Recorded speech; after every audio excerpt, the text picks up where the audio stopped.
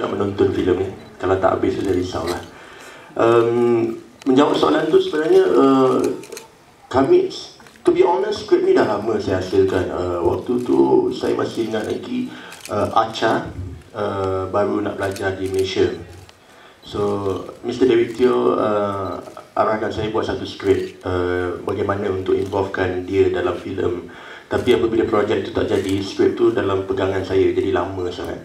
Sampai bila saya jumpa Pak Samudra, mereka menanyakan apa cerita yang you ada yang you rasa sesuai. Saya rasa Cantik adalah filem yang saya ingin bawa.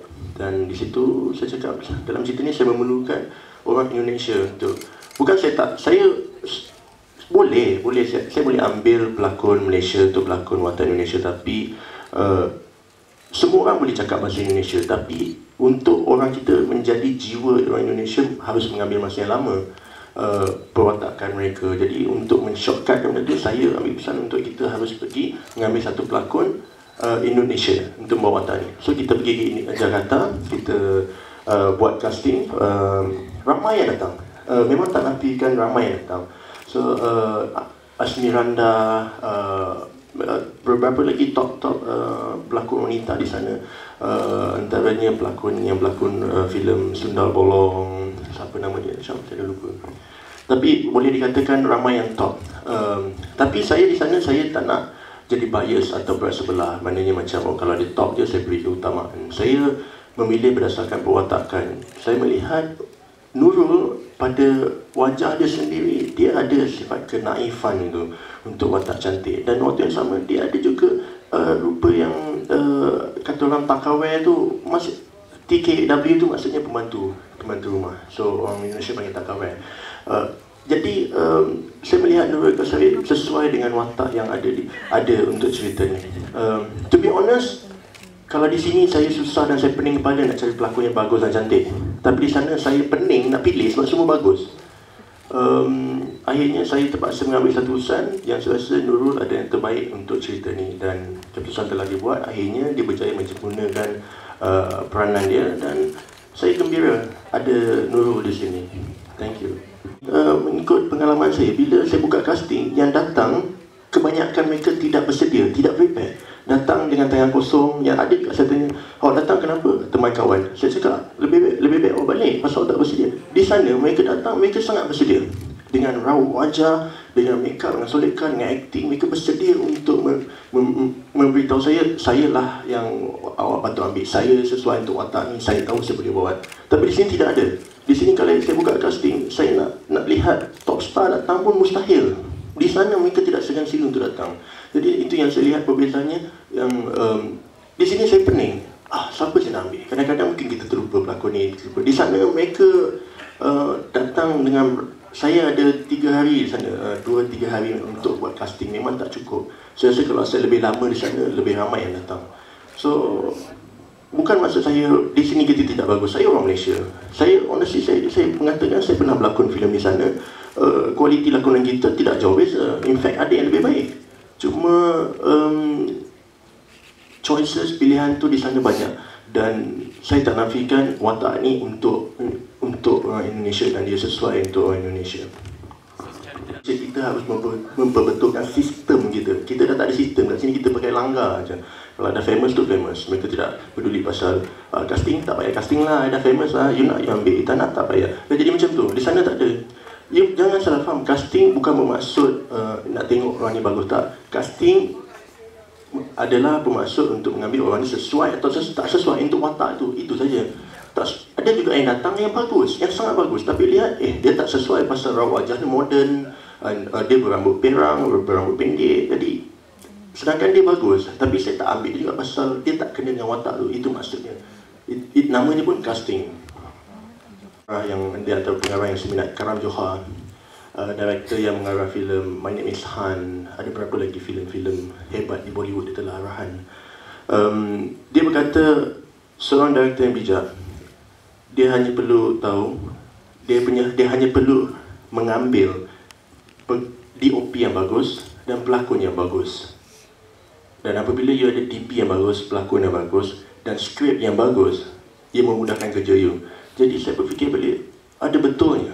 Jadi saya masih baru dalam industri, sangat baru, dan saya rasa saya harus bertindak dan bergerak seperti mana yang difikirkan oleh Encik Karan Johar. Dan disebabkan itu dia tak payah fikir pasal para pelakon dia, para dia punya kru teknikal, dia punya DP. Jadi apabila kita ada tim yang bagus, dia akan bagus. Jadi mulai sekarang saya rasa saya menjadi sangat fair untuk memilih. Sebab tu saya pernah nyatakan hasrat, sebenarnya saya dah tak nak berlakon. Sebab bila saya berlakon, saya tak boleh nak fokus. Tapi kalau perasan setiap filem saya membawa budak-budak baru. Daripada filem I'm Not Single, saya memperkenalkan Lisa. Kemudian saya bawa Jangan Tegur, saya bawa masuk Julia Ziegler. And then Al-Hijab, saya bawa masuk Fatia. Kemudian yang ini Nur Eka Sabi. Jadi kalau boleh saya nak melambatkan lagi pelakon dekat sini, supaya kita ada banyak pilihan. Itu yang saya cuba lakukan. Saya ikut untuk film Cantik ini karena memang satu itu kan pengalaman baru juga untuk saya, keluar kerja dari Indonesia dan berakting di Malaysia ini, dan dengan Pierre cakap kalau banyak pelakon-pelakon terkenal di sana. Memang untuk di sana kita tidak mencari yang mana yang terkenal atau yang tidak, tapi lebih masuk ke karakter. Biasanya seperti itu kalau di sana untuk open casting, karena memang tidak terlalu berbeda antara kita yang datang sudah famous atau masih baru. Jika memang mereka butuh watak seperti orang yang baru ini, dia tetap memilih yang baru ini gitu. Berapa lama awak dah berlakon di Indonesia? How long you have been working? Baru 2 tahun. Dalam 2 tahun itu apa pencapaian besar yang kamu perolehi di industri Indonesia? Kamu di tahap mana kalau dibandingkan dengan yang lain? Aku masih di middle karena basicnya itu aku komersial.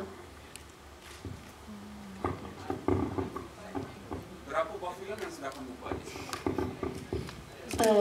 Jadi setahun pertama itu aku lebih fokus ke komersial karena aku masih study di university. Setelah aku graduate di university itu, aku baru mencoba 2 film untuk sinema, lalu ada 4 film televisi dan juga 1 sinetron. Mudah nggak kerja dengan karyawan di Malaysia? Is it easier? Mereka sangat baik, jadi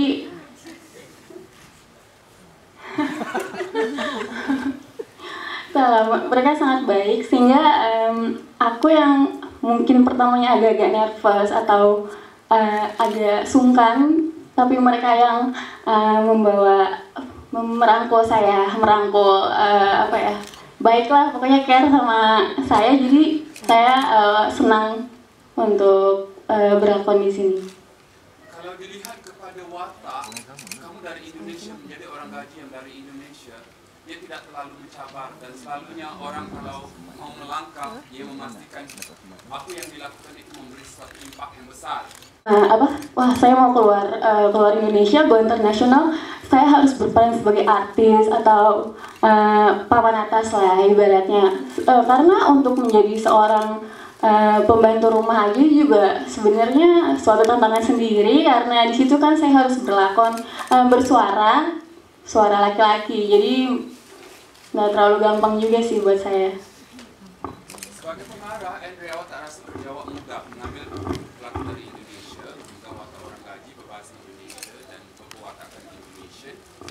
Jadi sebagai director, dia mudah kan? Iya benar. Sekali Indonesia. Kau bisa aja deh kalau saya mau ngomong bahasa Indonesia kan, tapi okey. Saya rasa sebenarnya kebanyakan director yang pada saya, pendapat saya, bila saya menjadi director, saya tidak mau merumitkan keadaan, sebab kerja pengarahan itu sebenarnya sudah besar, sudah banyak benda yang you kena fikir. Jadi apabila saya dapat memudahkan satu perkara, dia akan memudahkan kerja saya. Tapi tak bermakna bila saya mengambil itu jalan pintas, jalan mudah, mana dia akan jadi sebuah cerita yang cacat merbah. Tidak. Tapi apa yang saya cuba, apa yang saya inginkan sesuatu macam ni, menjadi director, nak buat filem itu senang, semua orang boleh buat. Tapi hasil dia bagaimana? You know, macam-macam filem dia boleh buat. Tapi apa yang nak tunjukkan itu satu benda yang harus fikirkan juga. ideologi director ni, mana yang dia belajar, mungkin dia ada maksud apa jenis teori, macam-macam teori mise-en-scène ke whatever it is. Saya, bila saya mengarah, benda yang paling pertama terlintas dalam fikiran saya adalah bagaimana saya nak buat tim saya faham apa yang saya nak. Jadi bila mereka tidak faham, susah untuk saya membuat penonton saya faham apa yang saya cuba sampaikan. Sama juga di situ, maksudnya saya harus membuat semua orang bekerja dalam keadaan yang senang dan mudah. Mereka tidak pening kepala, sebab kalau director tu sendiri dah pening kepala dan memberatkan kerja, saya percaya banyak pekerja-pekerja lain atau kru lain akan jadi sangat stres, sangat tertekan. Bekerja dengan saya simple. Mungkin Nurul pun boleh jawab. Dia dah lihat bagaimana saya bekerja. Apa yang kita boleh mudahkan, kita mudahkan. Tapi tak bermaksud kita menyimpelkan benda itu sesimpelnya. Saya seorang director-actor. Membentuk seseorang sangat susah. Tapi bila kita bercerita pasal di Malaysia, kita tidak ada masa. Masalah dan musuh utama kita adalah time. Kalau you ada 1 bulan untuk buat P-Pro, di US mereka cakap bullshit. 1 month apa you boleh buat? Mereka mengambil masa bertahun-tahun untuk membentuk seseorang.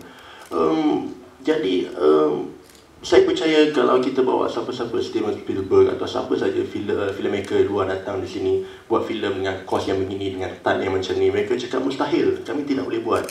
Tapi apa yang saya dan juga semua director di Malaysia buat, kita boleh bangga dengan apa yang kita buat.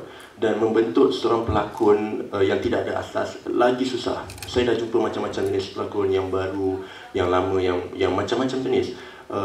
Dia yang penting, saya selalu tanya, apa yang nombor 1 yang you nak, yang bila you datang ke sini, apa yang nombor 1 you ada? Saya nak dengar minat. Bila dia ada minat, senang sikit kita membentuk orang tu. Kita bercerita pasal lakonan. Kita ada macam-macam jenis lakonan. Ada make believe, ada method. Kita tak payah cerita pasal method lah. Method akan mengambil berpuluh-puluh tahun untuk menjadi karakter tu. Kalau kita bercerita pasal Nur Eka Sari nak jadi cantik, kalau kita guna sistem method, study last sikit, 3 tahun pun dia takkan dapat jadi lagi. So apa yang saya boleh suruh dia buat, saya suruh dia make believe je, meyakinkan dia adalah seorang bantu rumah. Jadi untuk memudahkan kerja tu, kalau saya ambil pelakon Malaysia, contoh katakan saya ambil Nora Danish jadi pembantu Indonesia, saya rasa susah orang nak make believe benda ni. Boleh percaya ke? Jadi bila saya ambil orang Indonesia yang mereka memang dah jiwa Indonesia, yang kita bentukkan dia sikit, jadi orang akan percaya sebab mereka dah ada benda tu. So itu yang saya cakap, memudahkan kerja itu kadang-kadang penting daripada kita memberatkan benda untuk mendapat satu benda yang bagus, but end up akan jadi sangat mengecewakan. Saya setuju, membentuk pelakon sebenarnya susah, memang susah.